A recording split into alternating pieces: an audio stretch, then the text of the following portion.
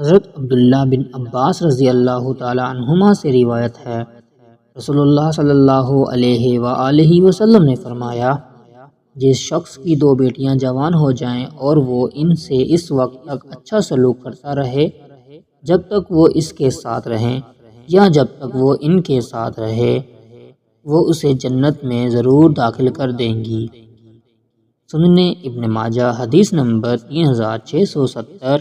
حضرت ابو شریح خزئی رضی اللہ تعالی عنہ سے روایت ہے، نبی صلی اللہ علیہ وآلہ وسلم نے فرمایا، جو شخص اللہ پر اور آخرت پر ایمان رکھتا ہے تو اسے چاہیے کہ اپنے پڑوسی سے اچھا سلوک کرے۔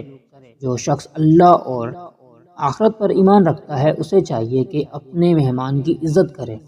جو شخص اللہ پر اور آخرت پر ایمان رکھتا ہے تو اسے چاہیے کہ اچھی بات کہے یا خاموش رہے۔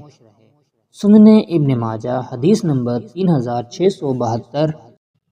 حضرت عائشہ رضی اللہ تعالی عنہ سے روایت ہے، رسول اللہ صلی اللہ علیہ وآلہ وسلم نے فرمایا، مجھے حضرت جبرائیل علیہ السلام پڑوسی کے ساتھ حسن سلوک کی ہمیشہ تاکید کرتے رہے، حتیٰ کہ میں گمان کرنے لگا کہ وہ اسے وراثت میں بھی شریک ٹھہرا دیں گے۔ سنن ابن ماجہ حدیث نمبر 3673۔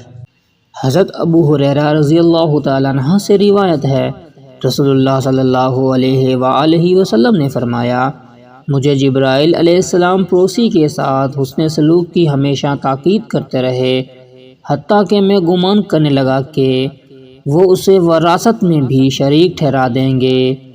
سنن ابن ماجہ حدیث نمبر 3674۔